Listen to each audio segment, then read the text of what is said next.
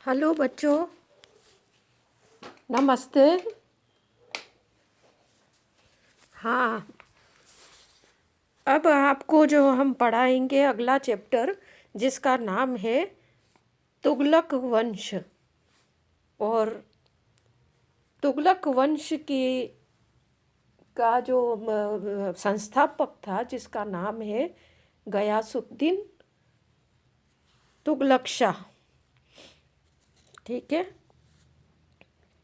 अब गयासुद्दीन तुगलक शाह जो है, उसके बारे में थोड़ा सा हम बताएंगे।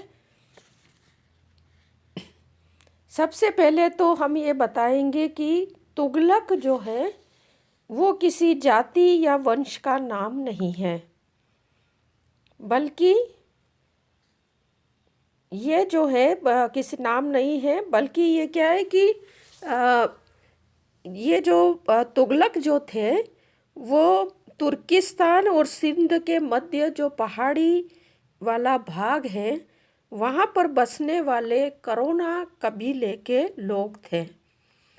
और मार्को पोलो जो था उसने उनको मिश्रित जाति का बताया है, क्योंकि इनके माता और पिता का जो है जाति धर्म जो है वो अलग अलग होते थे। तो मार्को पोलो जो है वो कहता है कि उनके पिता जो होते थे, पिता तुर्क होते थे और माताएं जो होती थी वो भारतीय होती थी। ये तो मार्को पोलो कहता है। अब जो है गयासुद्दीन तुगलक शाह जो है, उसके पिता जो है बलबन, जो गुलाम वंश का शासक था, बलबन का एक तुर्क दास था। और उसकी माँ जो थी वो हिंदू जाट परिवार की थी। और उसी का ये बच्चा था गयासुद्दीन तुगलक शाह। ये क्या है कि एक साधारण सैनिक के रूप में गयासुद्दीन तुगलक शाह ने अपना जीवन शुरू किया था। और जो है जलालुद्दीन फिरोज खिलजी के समय में ये अंगरक्षक के पद पर नियुक्त था। अलाउद्दीन खिलजी के शासनकाल में उसके पद और प्रतिष्ठा में काफ़ी वृद्धि हुई थी। और उसने क्या है कि पांचवा और छठा जब मंगोल आक्रमण होता है अलाउद्दीन खिलजी के समय में, वैसे अलाउद्दीन खिलजी के समय में मंगोलों ने 6 बार भारत पर आक्रमण किया है।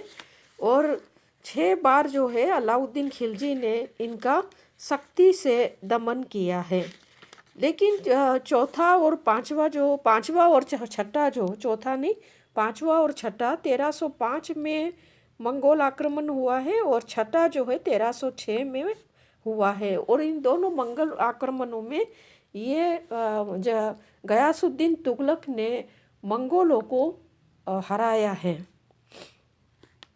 इसके अलावा गयासुद्दीन तुगलक ने बलबन के समय से लगातार अलाउद्दीन खिलजी के समय तक जो भी शासक आए, उनके समय में जब जब भी मंगोलों के आक्रमण हुए, गयासुद्दीन तुगलक ने इन्हें पराजित किया है। और यहाँ पर यह बताया जाता है कि इतिहास की किताबों में बताया गया है कि इसने 18 बार मंगोलों को से मुकाबला किया है और उनसे उनको पराजित किया है।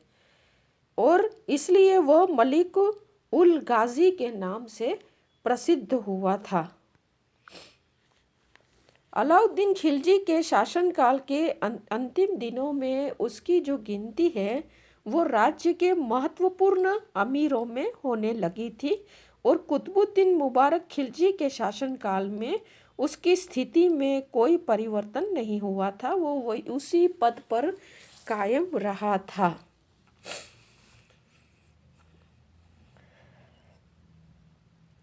खुसरो शाह जब है, खुसरो शाह यानी कि नासिरुद्दीन खुसरो शाह, जो खिलजी वंश का अंतिम सुल्तान था, उसके समय में भी वो उसी पद पर रहा था।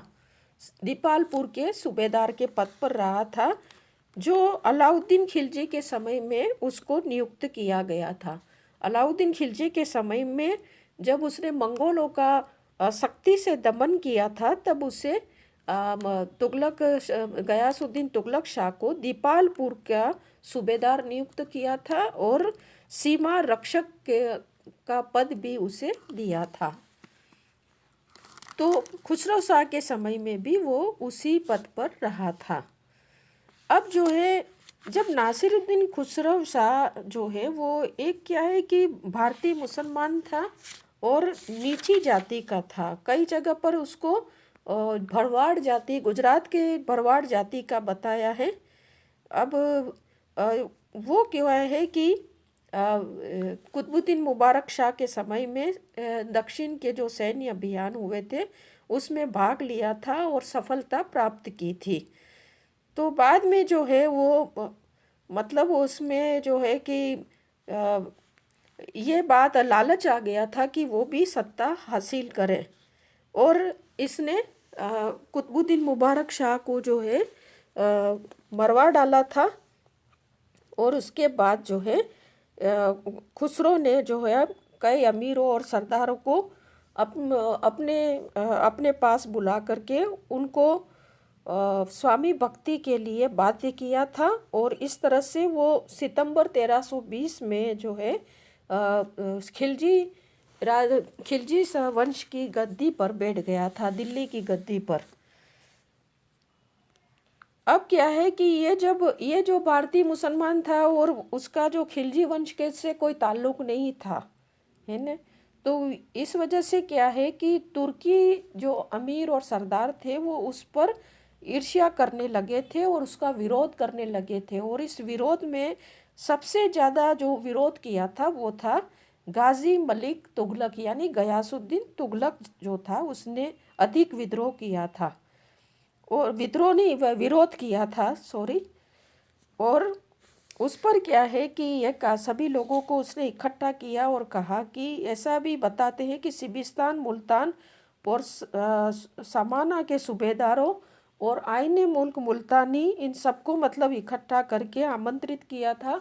तो ये लोग क्या है कि आए नहीं थे उस समय, कि उन्होंने कहा क्या पता किस वजह से ये लोग नहीं आए, क्योंकि ये एक बहुत बड़ा इन सब लोगों को संगठित करके और नासिरुद्दीन खुसरो शाह के विरुद्ध जो है विद्रोह करने का उसने प्लान बनाया था।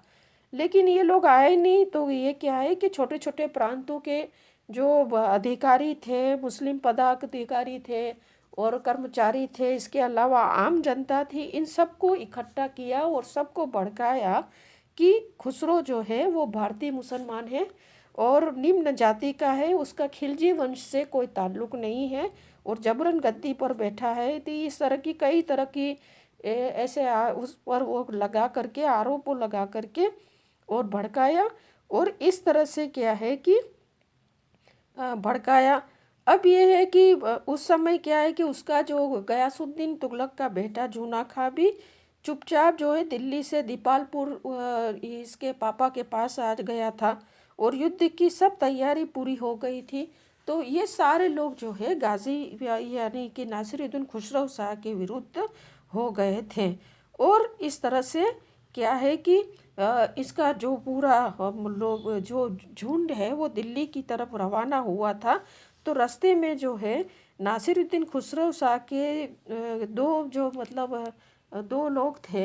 एक तो उसका भाई हसामुद्दीन था और दूसरा जो है समाना का सूबेदार मलिक यकलखी था। इन दोनों ने इनका रास्ता रोका था, लेकिन ये लोग हैं पराजित हो गए और दिल्ली के निकट पहुंचने पर इंद्रप्रस्थ में खुसरो से उसका मुकाबला हुआ, खुसरो की सेना से मुकाबला हुआ। और इस सेना में जो है नासिरुद्दीन खुसरो शाह जो है बड़ी वीरता और साहस के साथ लड़ा था और लड़ते हुए ये मारा गया था। और इस तरह से तुगलक साम्राज्य की का जो ये गयासुद्दीन जो है वो मतलब उसके हाथ में सत्ता आ गई और खिलजी वंश का पतन हुआ। तो खुसरो शाह ने केवल नासिरुद्दीन खुसरो शाह ने केवल 4 माह ही शासन किया है और इस तरह से खिलजी वंश का अंत हुआ है। और जो है 8 सितंबर 1320 में गयासुद्दीन जो है वो ये गयासुद्दीन तुगलक जो है वो दिल्ली का के सिंहासन पर बैठ करके तुगलक वंश की नींव डाली है। अब जो है तुगलक वंश तो मतलब ये क्या है कि इतिहासकारों ने उसके लिए लिखा है, खास तो वो करोना जाति कबीले का से संबंधित था।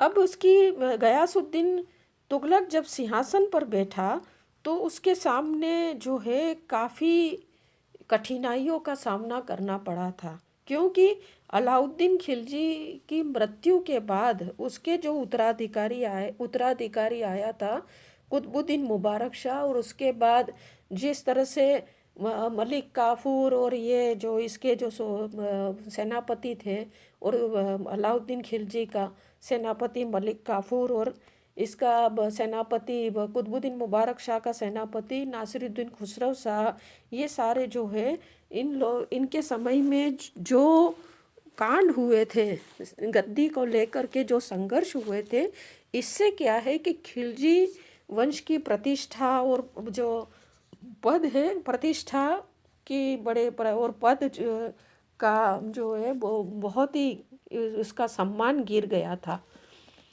तो सुल्तान के पद की गरिमा और सम्मान जो है उसको काफ़ी धक्का लगा था, और जो है शासन व्यवस्था जो है लगभग समाप्त हो गई थी, और प्रांतों में सब जगह पर विद्रोह हो गए थे, और केंद्र में भी अशांति का वातावरण व्याप्त हो गया था। और इस तरह से सब जगह विद्रोह, यानी कि गुजरात और ये जो राजपूताना, इन सारे तिरहुत है, जाजनगर है, बंगाल है, सब जगह पर, वारंगल दक्षिण में सब जगह पर विद्रोह हो गए थे।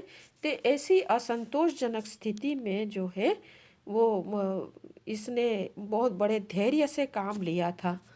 दूसरी उसके साथ ये समस्या भी थी गयासुद्दीन तुगलक के सामने कि खिलजी वंश के समय अलाउद्दीन खिलजी ने जितना धन एकत्रित किया था युद्ध अभियान कर करके इधर उधर से, और जो धन जो था वो धन इसके वंशज जो है वह कुतुबुद्दीन मुबारक शाह और ये जो मलिक काफूर और ये नासिरुद्दीन खुसरो शाह, इन लोगों ने अपनी स्थिति को सुदृढ़ करने के लिए और जनता का विश्वास जीतने के लिए बड़ी मात्रा में धन का वितरण कर दिया था। तो इस वजह से इनके पास जो है धन की खजाने में धन की कमी हो गई थी, क्योंकि अंधाधुंध धन जो है वो लुटाने से, अंधाधुंध धन को लुटाने से शाही खजाना जो है वो लगभग खाली था।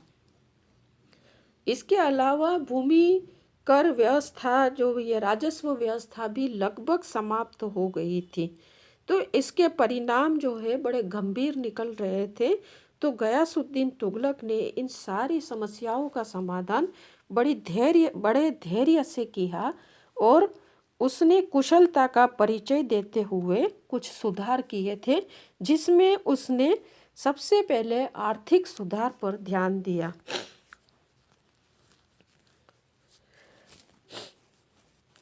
साम्राज्य की स्थिति को ठीक करने के लिए राजस्व व्यवस्था के पूर्ण गठन की तरफ गयासुद्दीन ने ध्यान दिया, और एक ऐसी उसने जो है योजना बनाई थी, यानी कि उस योजना में उसने अलाउद्दीन खिलजी के समय में जो और कठोर प्रणाली जो कृषि व्यवस्था और राजस्व व्यवस्था में जो भी थी, उस कठोर प्रणाली और उसके उत्तराधिकारियों ने जो बहुत ही सरल कर दी थी, उदार प्रणाली अपनाई थी, तो उससे राजस्व व्यवस्था गड़बड़ा गई थी। तो उसने उसके बीच का मार्ग अपनाते हुए सबसे पहले दो उसने काम किए। एक तो काम ये था कि उसने किसानों की स्थिति में सुधार किया, और फिर दूसरा जो था कृषि योग्य भूमि में विस्तार किया। अब उसने जो है इसमें के किसानों के प्रति क्या है कि गयासुद्दीन तुगलक ने उदार दृष्टिकोण अपनाया। जैसे कि जियाउद्दीन बर्नी जो है वो लिखता है कि सुल्तान के ये आदेश थे कि किसानों के साथ किसी तरह से ऐसा व्यवहार नहीं किया जाए कि वो ऐसे समृद्ध बन जाए और विद्रोह करने पर उतारू हो जाए, और न ही उसके साथ इतनी कठोरता की जाए कि वो इतने गरीब बन जाए कि खेती करना ही छोड़ दे। तो ऐसा नहीं करना चाहिए। तो उसने एक आदेश जारी किया कि किसानों के साथ मध्यम जो व्यवहार है, दोनों ना कठोर ना नरमी, मध्यम व्यवहार किया जाए। और उसमें मतलब जब भी अनावृष्टि यानी बाढ़ हो, सूखा हो या अकाल जो कहते हैं, या कोई भी प्राकृतिक संकट भूमि पर आता है, तो जब फसल नष्ट हो जाती है तो ऐसे समय में किसानों को भूमि कर में जरूर छूट दी जाए। दूसरा उसने ये कहा था, मतलब कि सुधार जो उसने था ये किया था कि अलाउद्दीन खिलजी के समय में 50% जो है भूमि कर दिया जाता था उपज का।